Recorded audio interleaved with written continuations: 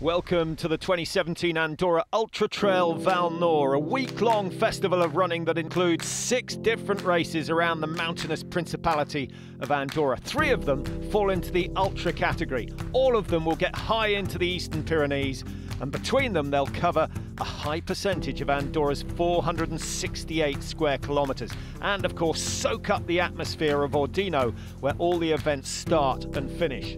Gerald Martinez is the man charged with ensuring this highly ambitious event runs smoothly. He says the main attraction of the 9th edition of the Andorra Ultra Trail is the Euphoria. It's a brutal race, 233 kilometres, 2,000 metres of climbing. But above all, it's a very technical race that allows all the runners to be on the ridges of our country. He says almost all the time you have a 360-degree view of the mountains. Well, there's definitely an air of excitement, but the briefing, as always, taken seriously. Routes, kit lists and markers, standard old school orienteering markers used for this year's big event, the inaugural Euphoria.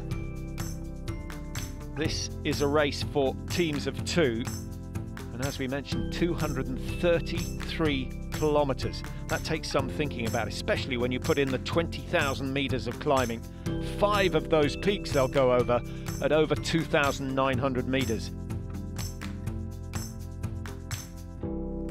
The hardest event last year was won by Nahul Passarat, a former goalkeeper, now making a big name for himself in trail running. He won the 170k Ronda de Chim, and he's teamed up this year with Julian Marcillo to enter the Euphoria.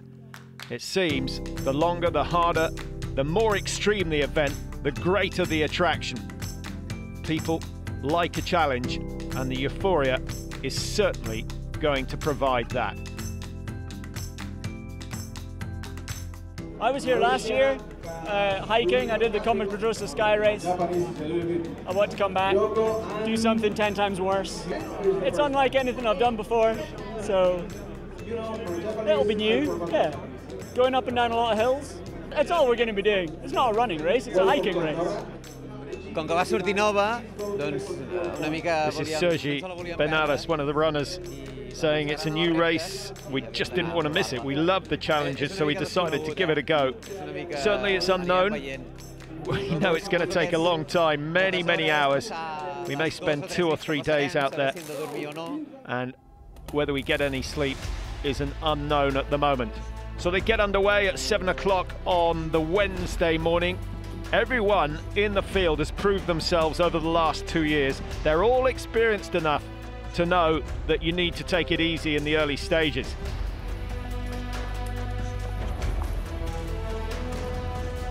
The climbing starts almost immediately. They leave the town of Ordino.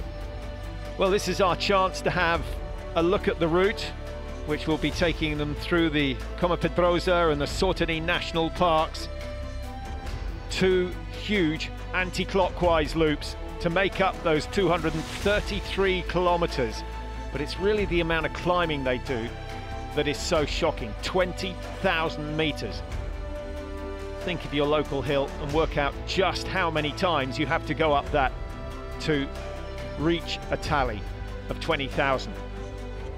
The cut-off, 110 hours, the quickest expected to take 3 days. Day 1, and they head up their first big climb. Claro, pues la progresión es lenta. Oscar Plesin saying the procession's slow. There are actually very few places you can run, so it's a tough area, and certainly the first part of this course is harder than the rest. Certainly this is where they expect to suffer, but it will be a different sort of suffering when they get to the 3-day mark.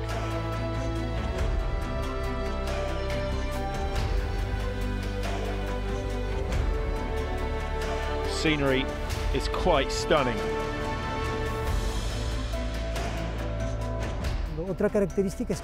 Gerard Martinez, the event director, saying that one of the characteristics of the race is that there aren't any refreshment points, only 4 life bases where they can rest, and they will have masseurs and doctors on hand there, but essentially they are looking after themselves for over 200 kilometres. This is Passerat and Marcelo approaching Arcades, having a good battle with the top Czech team out there on the hills. Not a lot between them at the moment, and Passerat with family support, as is often the case. This is the race headquarters run by Francescu. Basically says his job is to follow every single runner with the help of the chronometer and GPS that each of the teams carry. They have to ensure firstly that everyone's safe, and secondly that they all stay en route. Day 2 sees the Euphoria runners head through Coma Pedrosa National Park, one of the most stunning areas and one of the highest, up at around 3,000 meters. Very varied terrain, just over 70 kilometers done, and a long, long way to go. So important to stay focused on the difficult terrain. And even now, only 75 kilometers completed. Ivan Junien is one of the 300 volunteers involved in the event. He says when the runners get here, they still have some way to go to get to La Marginée, which is at the 100-kilometer mark. They've got some stamina left, but it's really important for them to hold back in these early stages, because this is such a tough part of the course. La Marginée, famous for its Roman bridge, one of the checkpoints. And this particular checkpoint run by Daniel Ginesta. The section between Arcales and La Marginée has become a bit of a long, hard trudge for the runners. Now, most of the teams starting to arrive at the first of the life bases, as they call them. Miguel Angel Asperos says the worst part was definitely the first 50 kilometers. It was almost unrunnable. And today is now all about trying to survive after the battering of yesterday. I think many will be feeling the same way. Only 2 bag drops allowed on the course, where they can get fresh clothes, shoes, food, anything that they feel they might need. And this is where experience counts for a lot, knowing exactly what you might need on a race like this. Blisters are an obvious problem. Food, that's a little more difficult. Right now I'm preparing drop bags for the race, so we have 2 stations where we can drop some baggage and pick it up in the middle of the race. So the first one is in yellow, Margineda, and the second one is Plaza de la Casa in green. So I'm just preparing some things that I think will be useful to have along the way. So sun cream, I don't want to carry it during the race, so I'm picking it up at the aid station. I've got some warmer clothes in case it's cold, more buffs, and also food. So I'm going to stock up on gels. I'm also going to have some freeze-dried food if I'm feeling hungry at the aid station and I'm not enjoying the food on the race. I'm going to try this. Also have a few first aid things like tiger balm, some plaster and some tape if things are not going well. And that's it really, just preparing for the race. I think that tomorrow's going to be very difficult, but I'm just going to take it very easy and hope for the best and just try and enjoy Andorra, even though it will be difficult. That surely is the best approach. And there are very few athletes here who've run these sort of distances, so for many it's an experiment. They'll all remember the views they see on the way round. Harriet Kiet appreciating the work that Joan Martinez put in, saying she can just imagine how much he enjoyed setting the course, thinking about the importance of what we see, but also about the suffering that we're going to go through. And she knows how much work, and thanks him for what he's done. We're back in Ordino, preparing for the start of just a slightly shorter race, the 170-kilometer Ronda del Cim. I'm feeling pretty good. Yeah, I'm excited to be here, and I can't wait to get in the mountains for a couple of days. we've been resting, and that's hard. So I'm excited to get out and see what the course is like today. It will certainly be hard. She knows that. Lisa Bozzani, next door to her, knows even better. So experienced. Penso sempre la cima di Coma Pedrosa. I think she can't help thinking of Coma Pedrosa Peak, which has a really hard, steep technical slope, lots of stones, and it's very, very long. She knows a lot of energy is going to be used up on that particular part. Nicola Bassi is another of the competitors, expected to do well. Sicuramente io quando parto cerco di dare. He says at the start, I always try and give everything I've got. I'll go steady without any expectations, trying to run my own race, listening to my own body rather than competing with the other athletes. Cercherò di dare tutto quello che ho come sempre. He just has to wait and see how it goes. So the Ronda del Cime is underway, and this a non-stop 170 kilometers. Some very, very talented trail runners in the field. The competition early on will be stiff.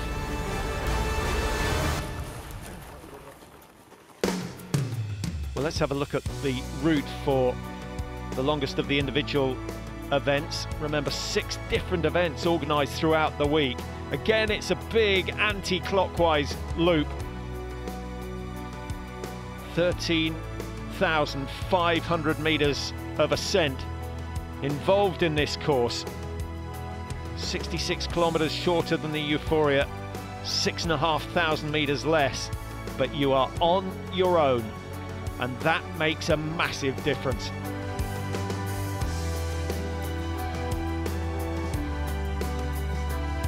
One of the toughest tests in trail running, and in the early stages of the Ronda del Cime, Vivian Reynaud is a man who is looking to take the victory. He set off very hard. Theobald Clippé was just behind him, and then Pep Ballister, who's one of the great veterans of the sport, setting a good pace as well. Taking on fluid, absolutely essential. And with the race expected to last 30 hours or so, you can't take any shortcuts. Lisa Bozzani, the favourite, and leading the women's event, setting the pace ahead of Marina Plavan. And then not far behind Plavan is Japan's Kaori Niwa. And Niwa has not stopped smiling since the start, and I suspect we'll see her smiling when she goes back into Ordino. The Ronda del Cime athletes are on the way up. The Euphoria runners are on their way down, only to have another 15 or so peaks to complete. This is a tough test.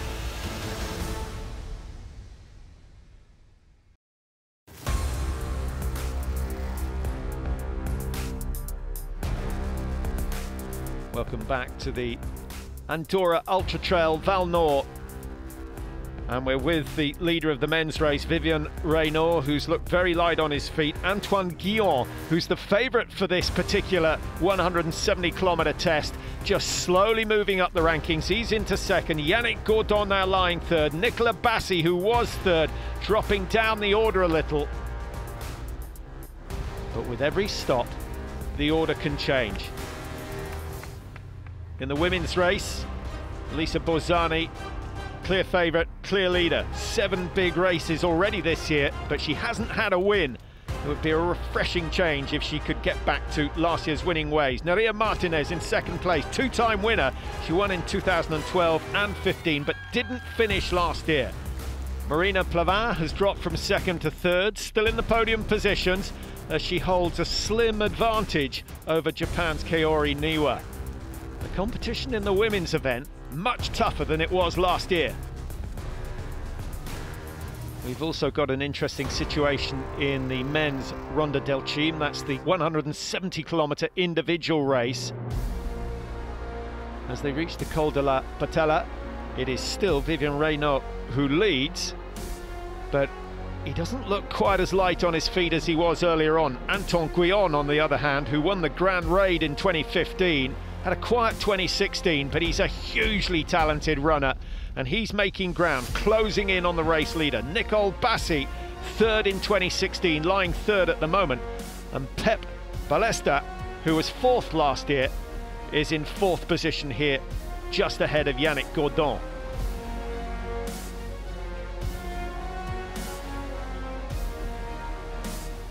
Lisa Bazzani is the first woman to arrive at the next checkpoint. She's won the Torre de Jean, she's won the Long Tour de Quatre Massifs, she's won the Dolomiti Extreme, and is just ahead of Nerea Martinez, who seems to be having a few problems. She says she wants to exercise last year's ghosts. In this event, she was very frustrated, having fallen asleep in the shelter, and she knew she was in a good shape, but it was her head that had failed her.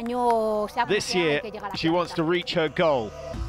Well, for many, that goal will just be to finish, and that certainly includes first-timers in the Mitic, which is 112 kilometers.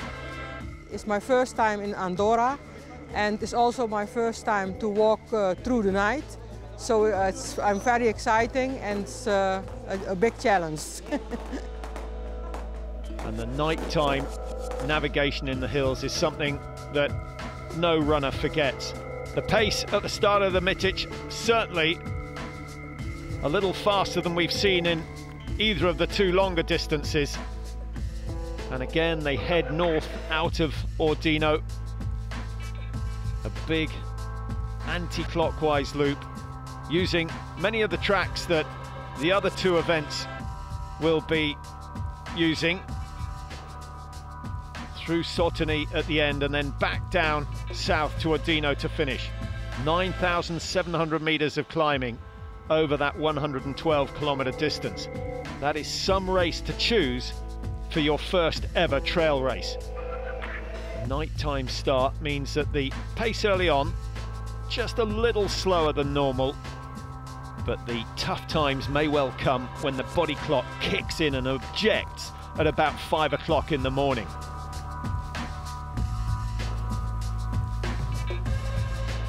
The 4th event to get underway in Ordino is the Celeste Trail. 83 kilometers, just over 50 miles. Teixeira of Portugal and Mika-Pekka Rautanen of Finland, two of the men expected to do well. Yeah, I'm feeling good. It's a nice start because it's in the night, so we can push the beginning quite hard since it's cold and see how we manage on the warmer side of the day.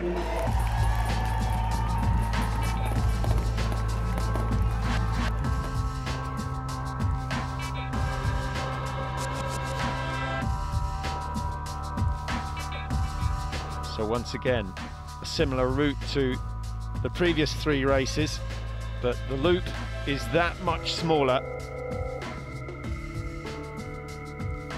Mikael Pesaro winning last year, 10 hours, 51 minutes. No reason to expect that the time will be much slower than that this year.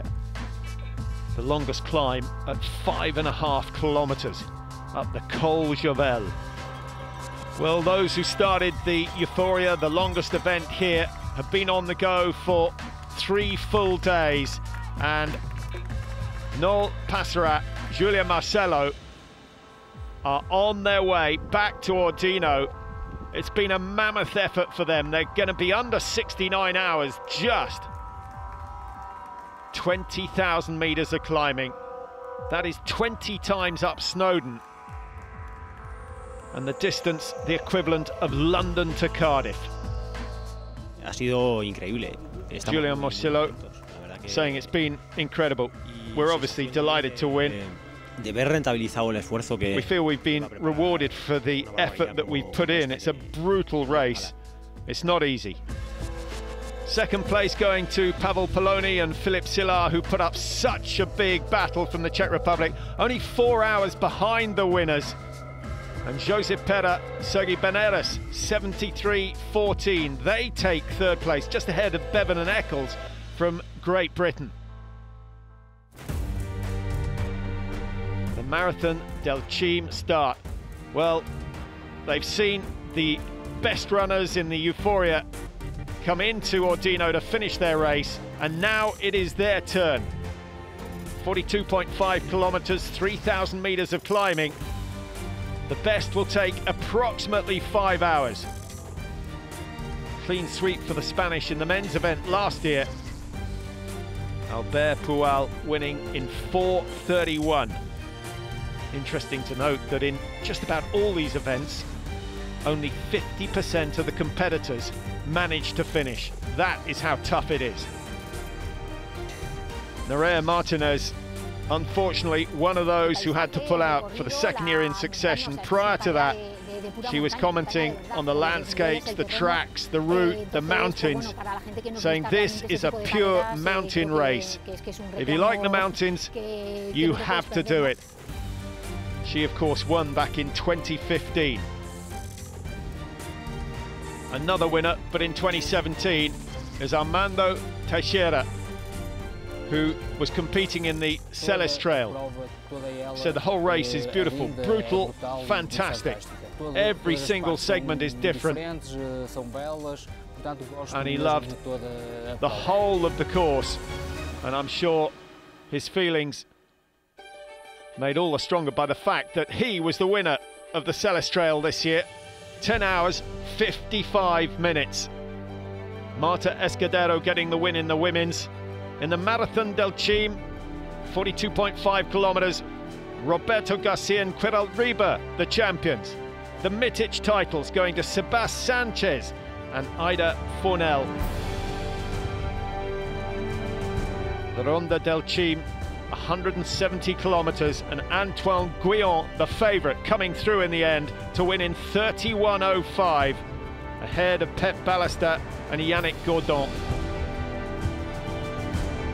Lisa Borzani, unsurprisingly, taking the win in the women. She'll be delighted to be back to winning ways. Kaori Niwa, a fantastic second place, 40 hours, 42 minutes. And Marina Plavin fought her way back into the podium positions, 42:16. Pep Ballester, a regular at this event, says it's been tough, it's always tough. This is the 4th year that I've done this race. Haven't trained quite as much as usual. I produced the same time as in the past, but finished second. Lisa Borsani had problems with her stomach overnight, so had to take the last 50 kilometers steady, but delighted to take the win. Well, what an occasion, what a week, and some very, very impressive performances. The final race taking place on the Sunday, called the Solidarity Trail. Lydia Martinez explaining that this race aims to give everyone the opportunity to participate and open up the mountains and the sport to people who normally are not involved in this sort of thing. And what's so impressive is that many of the elite runners who've been through hell and back over the last 3 or 4 days have hung around to accompany those who find it a whole lot harder to get into the mountains. Great spirit at the end of a unique festival of running. Thousands of runners have shown us what is physically possible, but it's Andorra and the generosity of its people that's enabled many to achieve their dreams.